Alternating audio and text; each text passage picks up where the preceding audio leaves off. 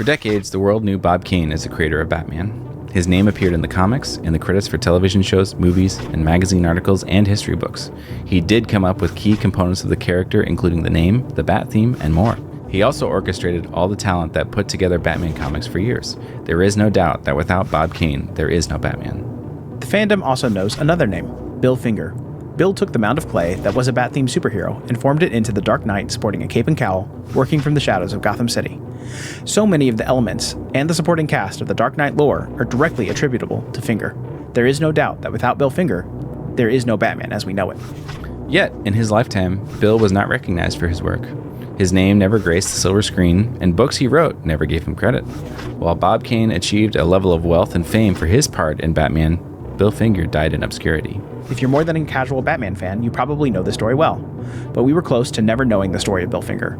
For his story to become part of our public consciousness, Bill needed a champion. That champion was Marc Tyler Nobleman.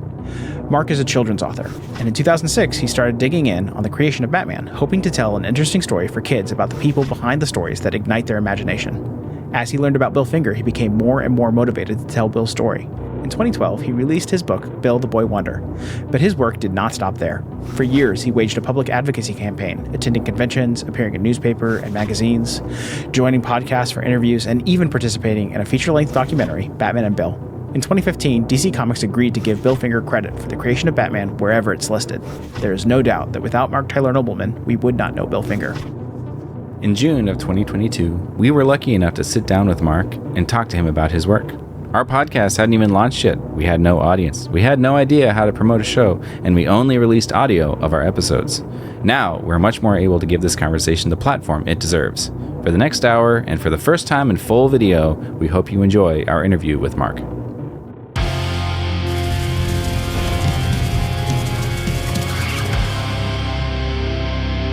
We're incredibly lucky and honored to have Marc on the program. Thanks for coming, Marc. Thank you for having me, Alex.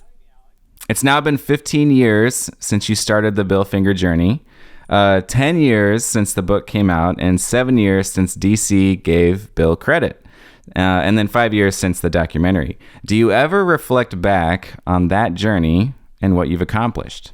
I do reflect back. I mean, it's part of the fabric of my life. It's, that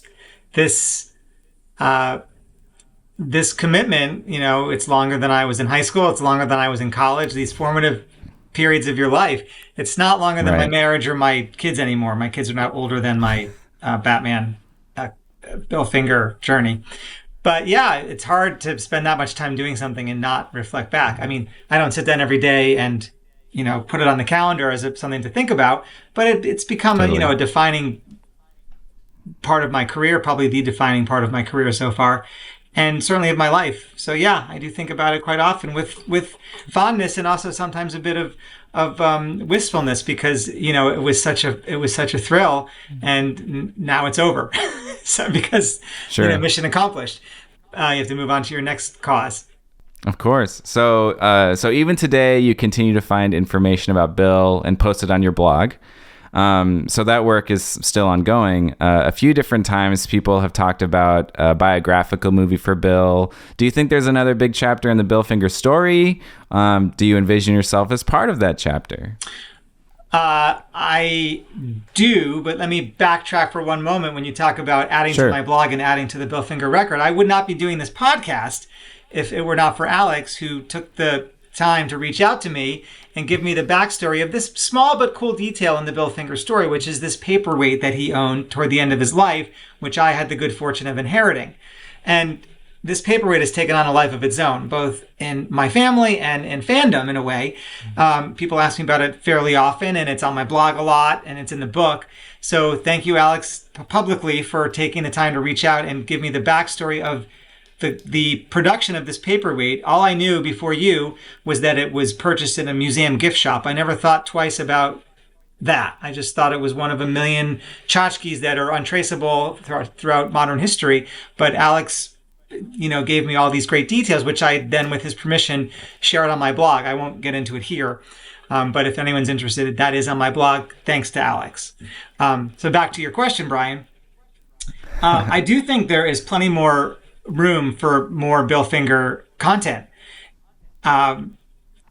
he hasn't had a voice really in this yet. He's in my book, but you're in a sense a step removed from him because I'm quoting what little interviews he gave. And also that book has a certain focus and a certain approach that, it's not comprehensive. Mm-hmm. So yeah, I think there could easily be a scripted feature or series involving Bill. And your question asked if I would be involved too. I mean, that would probably not be up to me, but I do think that it adds something to it. Bill's story stands alone, but there's a nice parallel between writers and, the idea of going back and forth in time is could be appealing to some filmmakers or some creators, looking at what Bill did and what people were doing in the then present to try to give this man his legacy back. So there's more story that way. The more I think about your work, the more I'm blown away about how timely it was. You spoke to so many incredible people who are no longer with us. In the book, you gave special thanks to Charles Sinclair, Lynn Simmons, Carmen Infantino, Jerry Robinson, Jerry Bales, Tom Fagan. All of these people you spoke to have passed on. Do you have some sense that the history of Bill was fleeting, and that if you didn't act, that the story might not be told? Absolutely. I felt chased from the first day. I felt like the hourglass had already been turned over and was halfway empty. Because those people you named and a handful more, Golden Age artists or writers, were the only living people that knew Bill personally. And there were I'm sure there were more probably not more Golden Age artists or writers, but more people from his personal life that I possibly could have found. But, even finding one was great because, again, Bill only gave 4 known interviews in his life. And that's not enough for someone of his cultural significance. So to find people that had not been interviewed before, mainly the people from his private life. So that would be his second wife, Lynn, and his longtime friend and writing partner, Charles Sinclair, whom he mentioned. Those people had essentially new information, or at least new to the public. So for me, it was vital to find those people and win them over or make them feel comfortable enough to talk with me. And luckily with both those two, Lynn and Charles, it was not a hard sell. They were both honored and thrilled to be able to talk about Bill. Same with all the other people I found for the most part. They were happy to talk about him as well. There's here's one interesting little anecdote. You might have seen this on my blog. I was speaking with Arnold Drake, who was best known for co-creating Deadman and the Doom Patrol, including Beast Boy. So pretty significant characters now, then and now, but now they're coming into their own with multimedia. They've appeared in other forms. And he was saying that, who you should talk to? You should talk to this guy, Charles Cashton. He was another writer. He knew Bill. He worked with Bill on the animated 60s. I don't know how Arnold said it, but what Bill did do was he wrote an episode or two of the 1960s Superman cartoons. I think they were Filmation. So he said, I don't know exactly how to reach him, but this is his last known state or where city maybe. I forget exactly that detail. And so when we hung up the phone, I looked up, tried to find Charles Cashton, and he had died that week. Mm. So that is exactly the fire that had been lit under my butt since the start, where these people are in their 80s or 90s. You can't wait a day. You can't say, I'm going to knock off for the night. Tonight's the night to try to find someone because it might be the last night. Yeah. Wow, that's incredible. I'm a software engineer. I'm not really, a journalist, but I'm into history. And I'm an anxious person. I'm like a nervous person. So, you mentioned I reached out to you about the paperweight, the Scarab Paperweight. I'm so nervous when I do something like that because I'm embarrassed about saying something stupid. After I hit send, I'm reading it again. Going like, did I word it right? Like, did he read it? And I'm just reaching out to one person. You talked to many, many, many people. Cold calls, emails. What's that like? Trying to chase those things down. Yeah, it's. I don't know that I would say that I'm anxious the way you just described it, but I do have this I have this aversion to wanting to waste people's time. I don't like to feel like I'm wasting anyone's time, and probably nobody does. But at the same time, I have to convince them that what I'm doing has merit. So I have a fraction of a moment if I'm calling, and with people that are in their 70s and older, calling is really, unless they're super young at heart and have an internet presence already, it's got to be a call. I mean, it's even if you find an email, I mean, it's unlikely that they're going to be so quick on the draw for that. Sure. So it's almost always a call, and I don't like that because even though I grew up in the analog era where you had no choice but to call first. You couldn't text and say, "Can I call you?" You just called. So I have that in my background, in my upbringing, but I still do hesitate because what if it's a bad time? What if I'm interrupting dinner? What if I'm interrupting something more important? But then I think about the bigger picture, which is that, yes, I'm doing this for my own means, my own goal, but I have a larger goal, which is I'm trying to document a story for, people beside myself and people that'll be here after me. So I get over it and I call, and, maybe I'm a little nervous, but never so nervous that I don't. Sure. And I just have to, it's part of, the process is to just figure out how to be a psychologist with people and how to, get them to feel comfortable with you. And with older people, it's especially challenging in some cases. I mean, there were times where I would call someone who doesn't know who I am, of course. And I would say, I got to the point where I would say, "My name is Mark. I'm an author. I'm not selling anything." I would have to say that right away because a lot of people assume you're a telemarketer. Sure.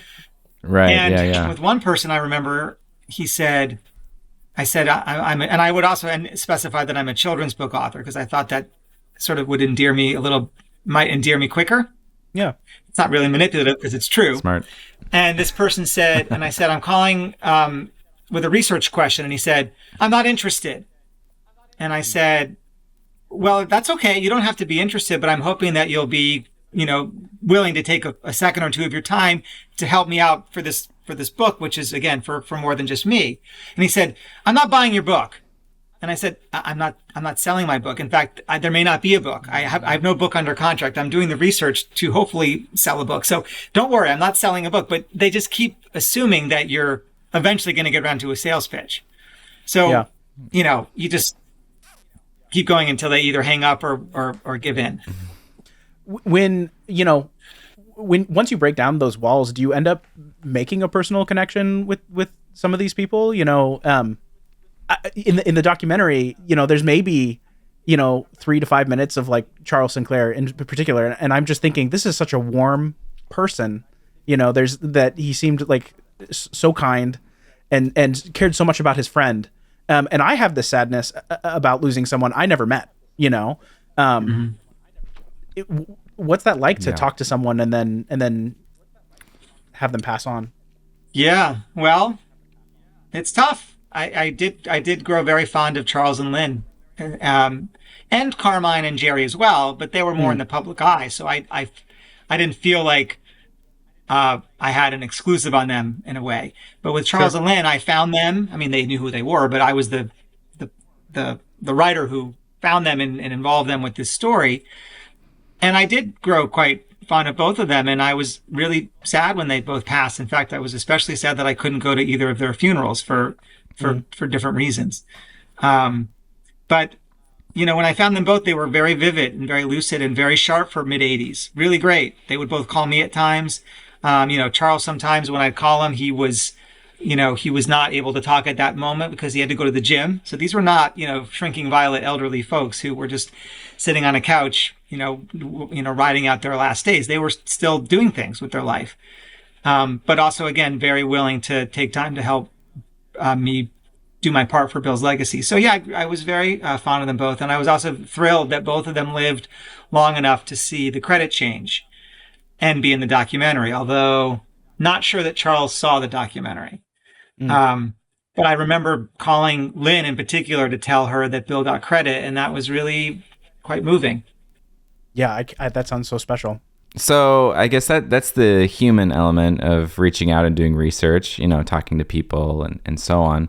But there are other difficult things about the work that you do as well. Like Warner Media is a massive company They have like a $15 billion market capitalization. Did you ever get the sense that you were poking a hornet's nest? Well, not really, because I was right. I mean, we knew, they knew, and I knew, obviously, that this happened the way that I was going to be telling it. So if I was the first guy, if I was the Jerry Bales back in the 60s, I might have been a bit nervous, not knowing how this would play out. But now that we've seen, we had seen Bill's name in print many, many times before he was given co-creator status, but that was what we needed to have happen. But they were not completely neglecting the man's legacy. They just were doing just enough to get, I think, what they were doing was accurate. It was just not the full story.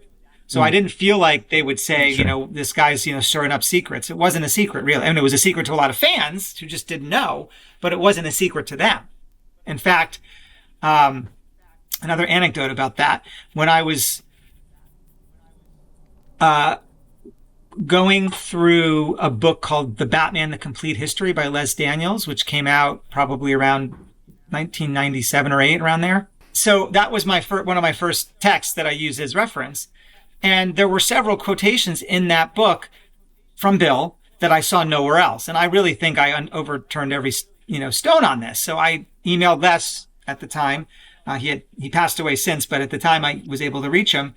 And he said, "Oh, that was a while ago. I don't have my notes. I don't know where those quotations came from," which was frustrating because, I mean, as a writer, you really have to be able to source everything. At least that's how I do it. Most people would want to do that. You want to keep your notes because you never know what's going to come up. Yeah. So skip ahead a few years, and I was talking with a man named Tom Fagan, whom you mentioned, Alex. He was a super fan who also was gracious with his time before he passed away with me. And he ended up passing away during my research, and I was told that his house was a treasure trove of comics history. And I knew there was Bill Finger stuff in there because I knew Tom had met Bill and interviewed Bill, but no one had ever produced that interview as far as we knew. So I was given the green light to come up to his house in Vermont and sleep on the couch and look through the stuff there while he was alive. And then I spoke with someone else who knew Tom and said, "Well, if you have time, but I'll tell you that a team of 5 people working 8 hours a day for a month straight would not even put a dent in his material. It's just extremely daunting. So if I was a young man with no family, no commitments, no mortgage, I would have probably done it in a heartbeat. But that's not reality for me. So I had to take a pass on that for the moment. But then when he passed away, someone that I'd been introduced to, who was one of his friends in the area, was part of the team going through his house. And they found this 8-page or 10-page document, the one that I had wanted to find. I wish I knew how long it took them or at what stage of the process, but they found it and they sent it to me. It's on my blog. And in that document is every single quotation from Les Daniels' book. But Les didn't remember, or didn't tell me, maybe. I think he just probably didn't remember, which means that DC Comics had a copy of that in their archives and gave it to Les. Otherwise, I don't believe Les was in touch with Tom Fagan. So Tom didn't mention that. It seems unlikely, which means that DC had this information all along. So again, it wasn't like I was, and they gave it to an author who used it in a book. Right. So not just that he had exactly it. They produced it. They produced it, or they authorized it. So I think it's safe to say that they didn't want anybody making more trouble for them than necessary. I mean, they would have, I think, continued as they were forever if they could have. I mean, as any company would. No one, they're not a human being with a heart. They're a business. So there's no incentive for them really to say, look, this is not right. Let's drop everything, find an heir, give her money, give him credit, and make a big story about it. They just don't have even though it looks great PR-wise, they don't have the resources or the incentive to do that. So I don't feel like I was poking a hornet's nest. In fact, I do feel like people on staff probably were happy that some guy was doing this because they all been. A lot of people that work for DC Comics were fans first. And if you ask them confidentially off the record, What do you think about Bill Finger's name being on Batman? They'd say, absolutely. I wish it could happen tonight. they're not, there's no animosity about it. So I feel like people were saying, well, we can't do it because we work here. The family wasn't able to do it, so let's just some nobody try to do it and see how far he gets.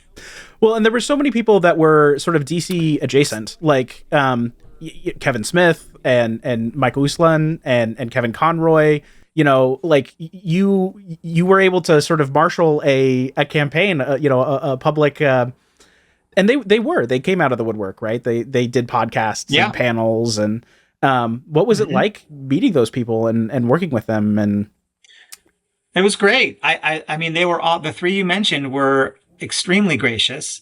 Kevin Smith put me on his fast-tracked me onto his podcast in January 2014 because I was trying for a Google Doodle for Bill for his 100th birthday, which was in February 2014. So less than a month later. In the back of my mind, I figured, look, they've probably planned these things out for years in advance. So even if, the Queen of England, calls in, I don't think they're going to change their schedule for us. But it was really nice that he was willing to do that. He'd never heard of me. None of these people had ever heard of me. Same with Michael Uslan. He gave me a blurb for the book, and again, didn't know me, and just believed in the cause. It was not about me. It was about Bill. They were doing it for Bill. Kevin Conroy, super gracious guy, did that panel that you mentioned. Also, all three of those guys did that panel I did in New York in 2014.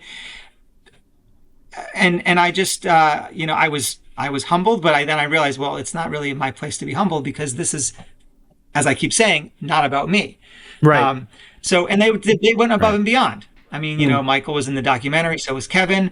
Kevin Conroy came to the street renaming in the Bronx when the Bronx renamed a street in Bill Finger's honor. Kevin probably had 1,600 other things to do, but he took the time to come up to the Bronx on a freezing cold morning to honor the co-creator of a character that he did very well by, but still owed nothing to. Sure. He just did it because he's a good person. Yeah. And maybe he's a fan too. To be honest, I don't even know if he's a fan, but I believe he did it just because he's a good person. So it was really nice of all of them to do this. They're all busy people and they were extremely gracious and still are. Yeah.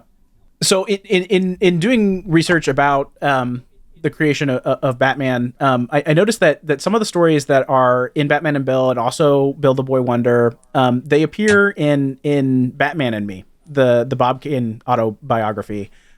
Things like the fact that Bob and Bill would frequent Poe Park, the story about Bill reshaping Bob's costume to the one that we know today. It also has some stories that just defy belief. Like there's a story where he's like swinging from like a block and tackle, which is like, a pulley to like, do flying kicks of like gang members when he's a youth. Right. There's the sort of infamous 1934 Birdman drawing.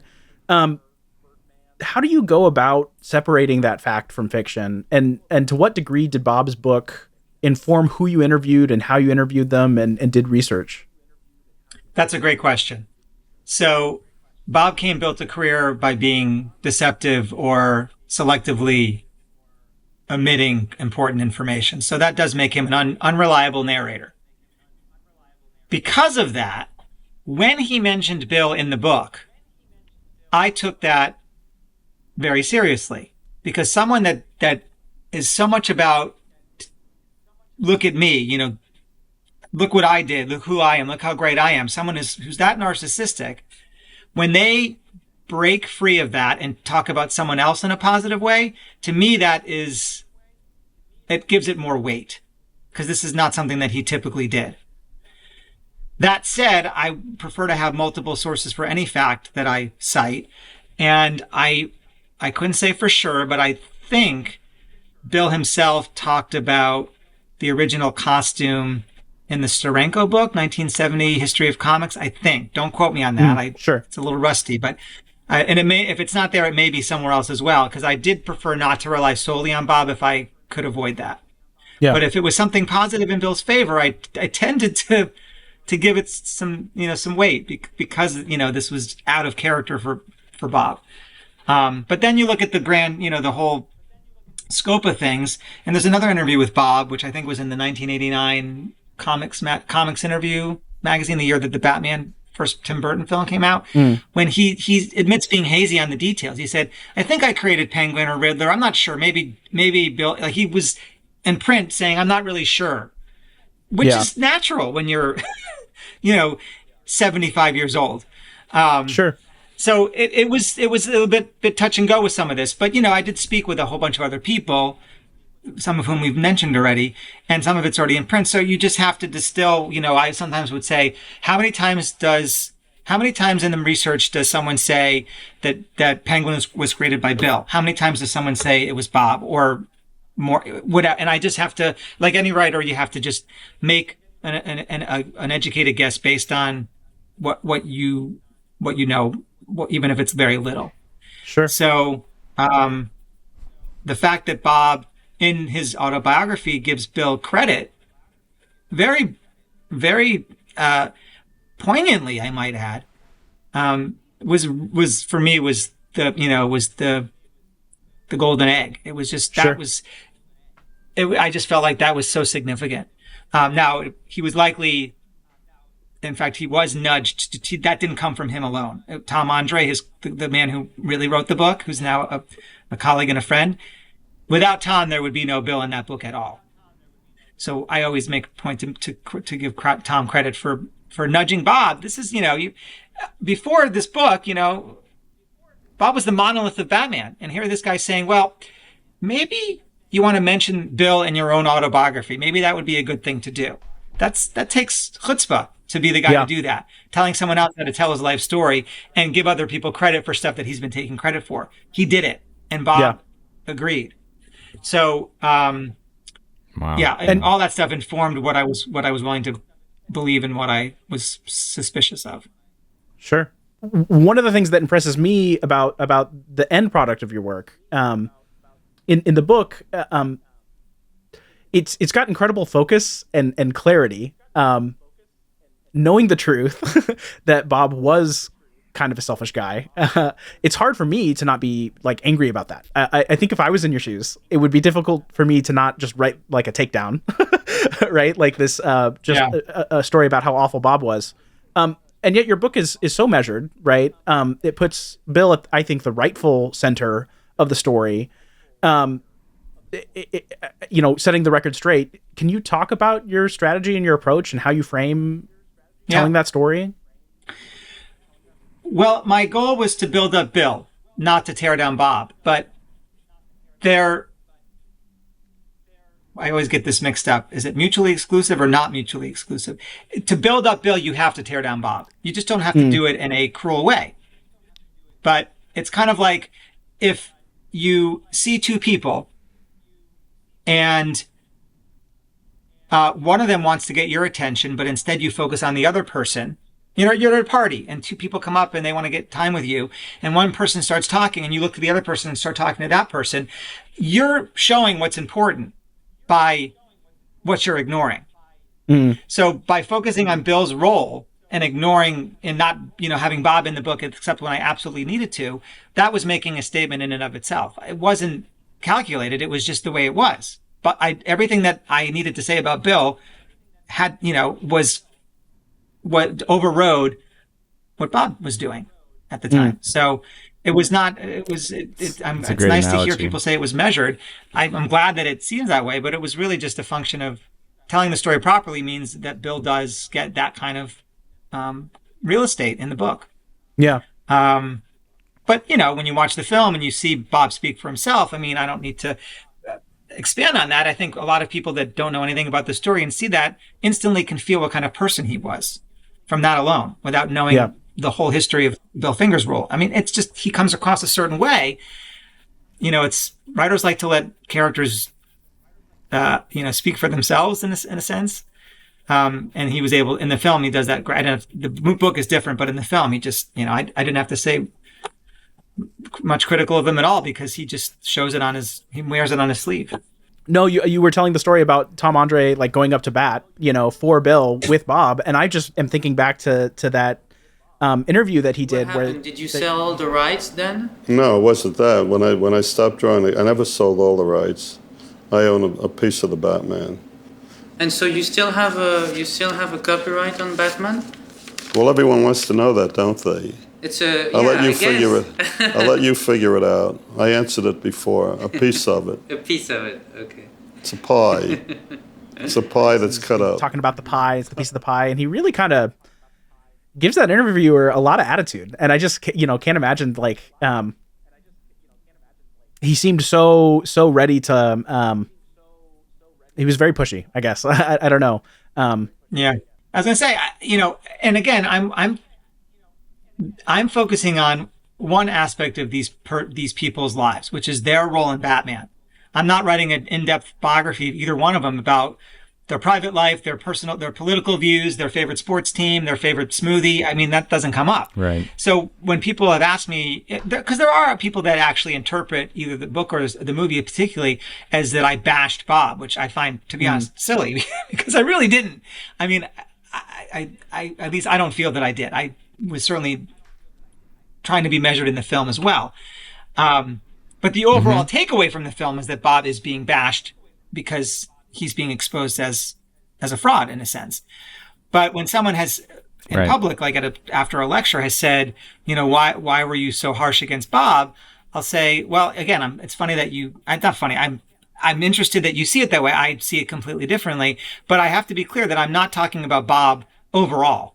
I hope that Bob was a great son and a great dad and a great husband and a great friend, because privately he could have been those things, but professionally he did things that I feel, and most people that know the story feel, are unethical, and I cannot respect that. So when I criticize the man, I'm criticizing that part of him. I want to hope that there was good in him in other ways, but again, that's beyond the scope of my project. Yeah, that makes a lot of sense. You're essentially saying that all of his personal details are completely irrelevant to the story you're reporting, right? Yeah. And I'll give him the benefit of the doubt. Sure. So then in the book, you mentioned that Bill would eat chicken noodle soup during late night writing sessions. He took in foreign films, and played darts with Jerry Robinson. It seems like you were searching for the personality and humanity of Bill. Were you able to find that and get a sense of what it would be like to be around him?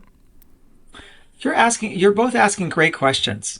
As I told you, I rarely do podcasts, but you're making it worthwhile because these are not the typical questions. Yeah, you need to know the guy's personality to write a book about him. And I needed that mainly from Charles and Lynn because they knew him the best, and they were the living people who knew him the best. So those little details I put in partly because they're relatable to kids, which is my primary audience, but also because they humanize them.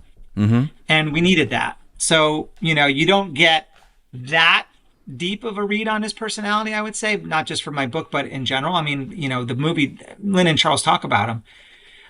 But I think, the main takeaway that a lot of people have about Bill's personality is that why did he not do more on his own behalf? And the kids especially latch onto that because at a certain age that they're very much about right and wrong and good and bad. And, it's black and white, from like 4th to 6th or 7th grade. It's pretty black and white. Like either you're doing something good or you're doing something bad. So they sometimes say, well, why? Why did this happen? Why was Bob mean? Why did Bill not speak up? And, he probably did. Unfortunately, that's not been documented. So there was one letter I found that's on my blog where he does show some backbone about the situation, but you want to believe that the hero of the story tried to save himself before other people step in. But I can't make it up. It's nonfiction. So that is a fatal flaw, and every character needs to have weaknesses, and even if it's nonfiction, you need to be open about that. Like, he's not perfect. I'm not saying he's a hero. He did everything right. But yeah, so I did try to, humanize him with details when I didn't have so much on his personality. He was intelligent. Apparently he was fun to be with at parties, but not the life of the party. He wasn't the center of attention. He was certainly very self-educated, so he had things to talk about. He read a lot. He was also athletic. I mean, he was fairly well-rounded. He just wasn't, again, probably the most dynamic presence in a group. I guess in contrast to that, so in Batman and B, Bob's book, he cites the Pulp Fiction character, the Shadow, a movie called The Bat Whispers, and Zorro as inspirations for Batman. Were you able to get a sense of what some of Bill's inspirations for Batman and his stories were? Those that you said. Okay. Bob was saying them, but I mean, Bill was the reader, so he would have probably, maybe Bob read The Shadow. I don't know, or listened to the radio shows, but of the two, Bill was definitely a reader, and I would imagine Bob was not much of a reader at all. Maybe other comics, but I don't think he was reading much beyond that. And that's a speculation. And Zorro, I'd have to go back and look in the notes. I don't remember if Bill said much about Zorro, but I know that he said that the blank pupils, or the lack of pupils in Batman's costume, that was Bill's idea, but taken from the Phantom, another pulp character that predates Batman, comic strip character, I should say. Bill was very open about his swipes, where he got ideas from. And at the beginning, he did swipe, but then he did a 180 and became, just a visionary for the field and what he brought to it, in terms of psychological depth and range of types of characters and just longevity. I mean, 25 years. So he started off, inauspiciously, you could say, and at least in the first story or two, but then really had it in him to do great. And that's very common. Like, you think about, I'm not so fresh on this, but I remember people were saying the first season of Seinfeld was pretty weak tea. But in those days, you'd let things percolate a bit. You wouldn't just can't kill it if it doesn't get certain numbers in one season or one, in the beginning. And look what happened. So, and there's something to that in the creative field. Like, if people are given the chance to breathe creatively, once they get their foot in the door, if they're given that opportunity, maybe there's greatness there that they just didn't tap from day one. So that's what happened with Bill. I got in touch with you a little while back about the Paperweight. Do you mind telling the story of the Paperweight? No, what you shared? No. How you got it and its significance to you. Sure, it's right here. That's awesome. So, Charles Sinclair was the first big find in my research, and big for a couple reasons. One is that he knew Bill and wrote with Bill, and wrote the only episode of the Batman TV show that Bill was involved in. So that's a significant detail. And also, I didn't know this before I found him, but also significant because his mind was a steel trap. He remembered things that many people would not. And he also was consistent, which not everybody is. So, when you're doing research over a period of time, sometimes you ask someone a question, and then if you bring it up again a few months later, their memory is different. Because that's human. We're all victim to that. So he was not like that. He was consistent straight through. So that for me was reassuring. So his name is Charles Sinclair. He was not famous. So if you Google Charles Sinclair, you will find 300 people. But you can narrow that down pretty quickly by the age range. But I didn't know exactly how old he was or even if he was still alive. But it was still, and I don't remember how many, but, not a small number of people named Charles Sinclair that I would have to look for. My first thought was Hollywood. I mean, if you worked in the film and TV business, but I have to look back in my notes. I don't remember why I took a chance on a Brooklyn number first instead of Hollywood. But of all the numbers I found, I called the Brooklyn one first, and it was Charles. It was the right one, and he was still alive. Wow. It was great. First one. That's incredible. Yeah. That's incredible. Yeah. And I lived in Connecticut at the time, so not a far train ride. So I went to meet with him multiple times, of course. But the first time I went, we talked, and we were trying to find this picture in the Oh, I had already gone to Bill's alma mater, his high school, and I had photocopied class photos, which was, this is a 1932 or 33 yearbook, grainy to begin with, and I'm photocopying it pre-iPhone, showing Charles and saying, can you see Bill's in these? I mean, it was, it was futile. But then he said, I do have something of Bill's. Actually, I have two things of Bill's. One was a little sculpture that Bill had made of his first wife, Portia, and you can Google that and see it on my blog.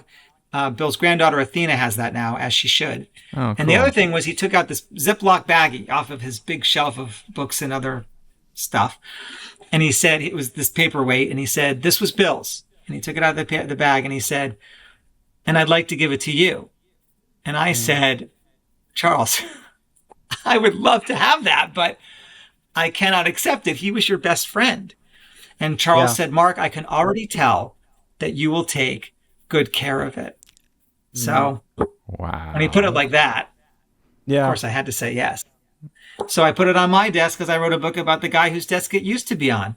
And then some time later, not long after, I was speaking on the phone with Lynn, Bill's second wife, and I mentioned that Charles, they knew each other. I mean, they're contemporaries, and they knew each other back in the 60s. They hadn't stayed in touch or anything. But I said to Lynn that Charles had given me one of Bill's last surviving belongings, which was a paperweight. And Lynn said, was it a scarab? And I said, yes, it was. What? How did you know that? And she said, well, if it's what I'm thinking of, I gave it to him. It was a gift. No way. I bought it at the American Museum of Natural History. I want to say it was circa 1970. Could be off on that. But it aligns with the timeline of what Alex sent me, when these things were in production. And so it's just funny how these things have a way of, spiraling. This tiny little piece of metal that when you wouldn't pay second glance to it. And it's become such a big part of my story. It's not addressed in the book. It's not mentioned at all in the movie. But when I mention it in my talks, the kids freak out. And adults too. They love it. It's a cool story. It's such a little, it's a cool It's a story. great story. And I love the fact that when I show the paperweight, I don't even bring it with me to schools. I just show a picture on the screen after I've shown it in the book. So the kids just see it in the book and think it's just a detail in the book. And then I show that I have the real thing. Every audience for 12 years, every single one has gasped. And it's a paperweight. So I tell teachers afterward, it's hilarious. If I told you in advance, halfway through I'm going to show a paperweight and these kids are going to freak out. And say, they don't even know what a paperweight is. They don't even know what paper is. Sure. So it's just funny that this thing, something like that, can have this kind of a ripple effect. Yeah. And Charles is right. You have been taking good care of it. Well, right? I have for the most part. You want another story about it when I wasn't taking good care of it? Sure. It's shorter. So I used to take it to talks and show it in person, which got a big reaction. So I would take it in my carry-on, of course, because I'd barely check a bag anyways, but I would never check something valuable. So I was stopped by an agent who took it out of my carry-on. And he said, what's this? And I said, that's Bill Finger's paperweight. And of course he said, who's Bill Finger? And I said, well, there is a long story there, but the short version is co-creator of Batman. And that's one of the only things he owned that still survives. And he said, well, I'm sorry, it's also a weapon. You can't take it on the plane. You could hurt someone with that. And you know how it is. You're not supposed to negotiate with TSA agents. And I said, I respect that. I'm a regular traveler. That said, it is the only one. Is there anything I can do so that you'll allow me to take it on this plane?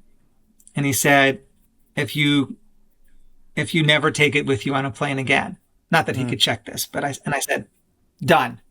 I don't want to risk it anyway. So I won't take it with me again. And to this day, I've not taken it on a plane.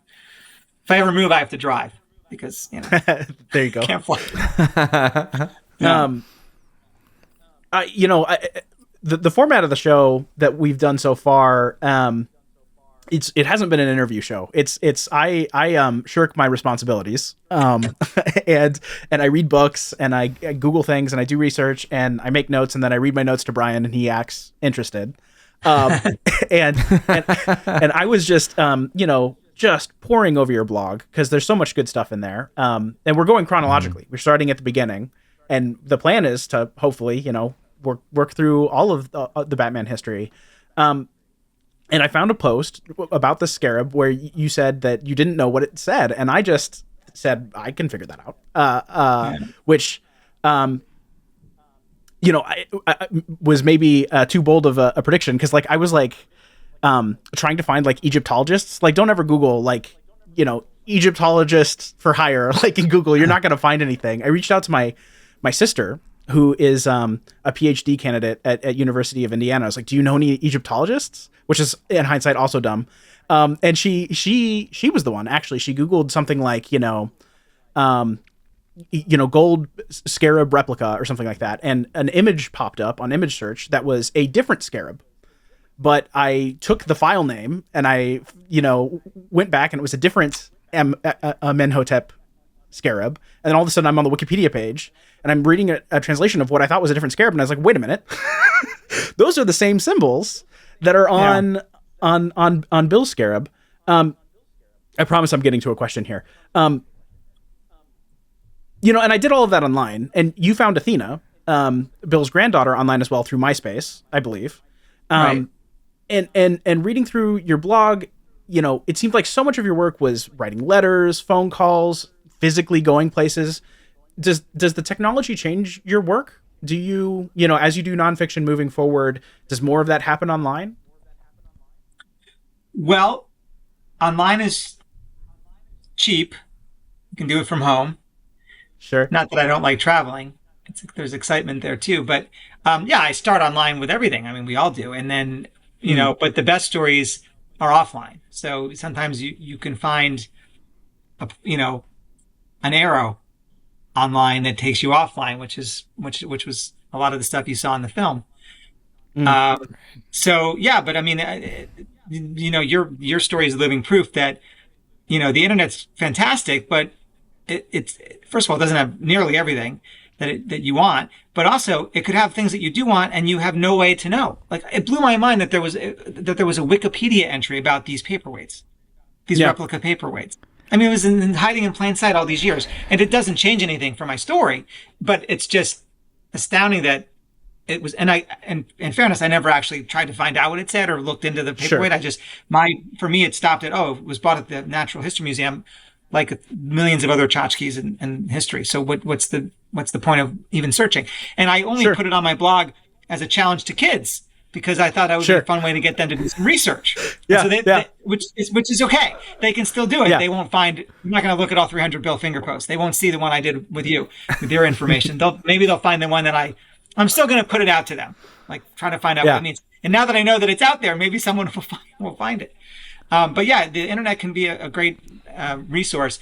And, I've learned a lot of great little tricks doing this in terms of internet searching.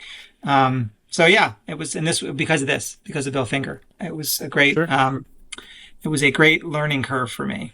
I like reverse questions. So it's like, you have a lot of insight. You've done a lot of interviews. You've done a lot of research. Is there a aspect of the Bill Finger story or of Batman or a question that people don't ask you that you think is an interesting like rabbit hole to dive down? That is a great question. Well, there are a few things that that don't come up much that I think are interesting. One is that the story is that they never added Bill's name until they did because of Bob Kane's contract. Yet that contract has never been revealed. So, and I realized that in my source material, I don't know where that first came up, where Bob's contract states it has to be Bob's name alone on Batman. It certainly is in character, right? But I don't know where it says that. And I could have missed it in my source material when I revisited it recently, but I don't think so. So the question then is, Was that the kind of thing that just came up on a message board or at Comic-Con in passing and then became solidified as true because it sounds true? Or is it actually, is there some textual evidence for that? Like, Bill's death. The few people that had any inkling before I did research said he was buried in a pauper's grave.